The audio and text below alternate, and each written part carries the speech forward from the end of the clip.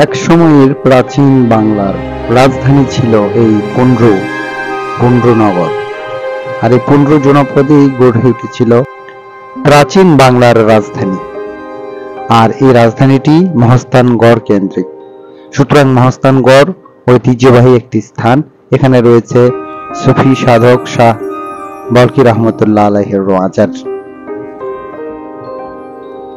মহাস্থানে এসেছি, একটি ভান্ডারখানা। এখানে যারা বিভিন্ন ধরনের মানত করেন তারা খাবার নিয়ে আসেন। এখান থেকে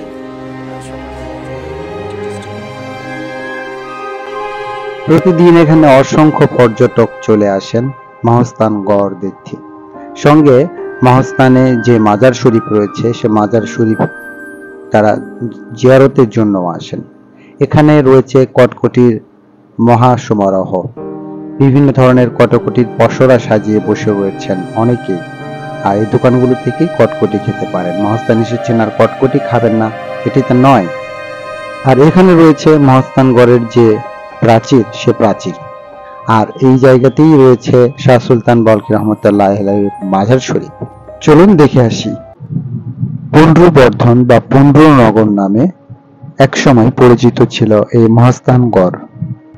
প্রায় 2500 বছর পূর্বে এখানে সভ্য জনপদ গড়ে উঠেছিল। আর অন্যদিকে 2016 সালে এটিকে সার্কের সাংস্কৃতিক রাজধানী হিসেবে ঘোষণা করা হয়। যারা মহাস্থানগড় ভ্রমণে আসবেন তাদের দেখার মতো স্থানের মধ্যে রয়েছে ঐতিহাসিক এই মাজার শরীফটি। এটি হযরত শাহ সুলতান মোহাম্মদ বলকি রহমতুল্লাহ আলাইহির মাজার শরীফ রয়েছে। মহাস্থান বাস স্ট্যান্ড থেকে এটি কিছুটা পশ্চিমে অবস্থিত। 1400 শতাব্দীর একজন ইসলাম ধর্ম প্রচারক ছিলেন সুলতান শাহ সুলতান বলকি রহমতুল্লাহ আলাইহি। কথিত আছে মাছ আকৃতির নৌকাতে করে তিনি তার শিষ্যদের নিয়ে বরেন্দ্রভূমিতে আসেন। সেখান থেকে তার নাম এসেছে মাহিসাওয়ার বা মাছের পিঠে আরোহণকারী।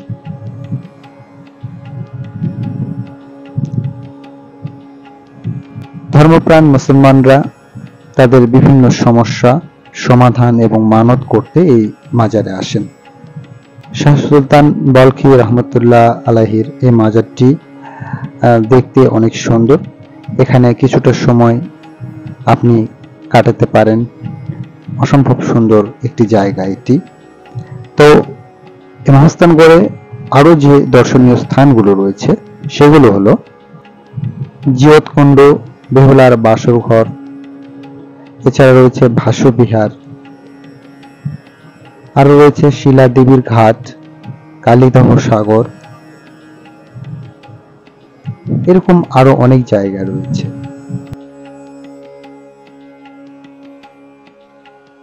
অবশ্যই এই স্থানগুলো দেখতে পারেন। শাহ সুলতান বলকি রহমতুল্লাহ আলাইহির এই মাজার শরীফের পাশ দিয়ে যখন আমি হেঁটে যাচ্ছিলাম অনেক সুন্দর লাগছিল। গাইস, উলিয়ার মাজার এটি। আমি মহাস্থানে এসেছি।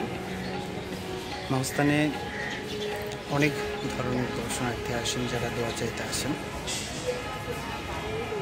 স্থানটিতে অনেক পর্যটকরা আসেন, পাশাপাশি সাধু সন্ন্যাসীতে ভরা।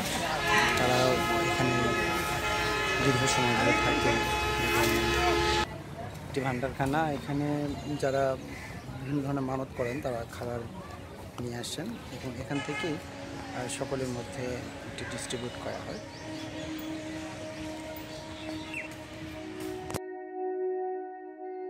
এখানে অসংখ্য মানুষের প্রতিদিন পদচারণা হয়।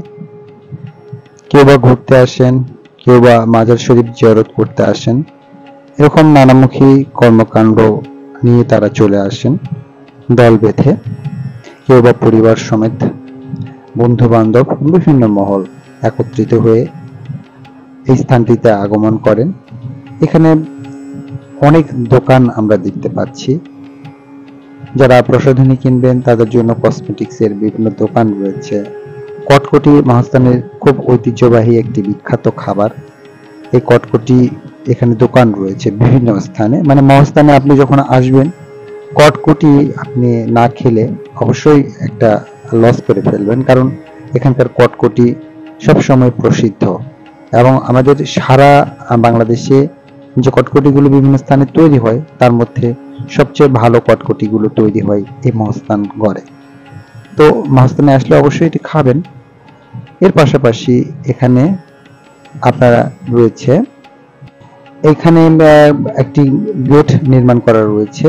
এই গেট দিয়ে মহাস্থানগড়ের যে প্রাচীর বেষ্টিত এলাকা সেটিতে আপনারা প্রবেশ করতে পারবেন। এই যে উপরের অংশটিতে প্রাচীর দেখা যাচ্ছে, এই প্রাচীরের উপরে উঠে দেখতে পারবেন পুরো মহাস্থানগড়ের যে সীমানাটি ছিল, পুরো যে গড়টি রয়েছে, পুরো যে প্রাসাদটি রয়েছে সেটির অংশ। এখানে মহাস্থান জাদুঘর রয়েছে। আর যদি আপনারা মহাস্থানে ভ্রমণ করতে আসেন তো অবশ্যই জাদুঘরে যাবেন। জাদুঘরের ভেতরটি অসম্ভব সুন্দর, সামনের দিকে ফুলের বাগান দিয়ে মোড়ানো রয়েছে আর ভিতরে জাদুঘর রয়েছে। তবে জাদুঘরের ভিতরে যে বিভিন্ন ধরনের পুরাকীর্তি পাওয়া গিয়েছে সেগুলো দেখে অবশ্যই আপনার অনেক বেশি ভালো লাগবে। আর এই পাশে রয়েছে গোবিন্দ ভিটা। তো এই গোবিন্দ ভিটায়ও যে আপনি কিছুটা সময় কাটাতে পারেন। মহাস্থান জাদুঘরের ঠিক অপোজিটে এটি রয়েছে।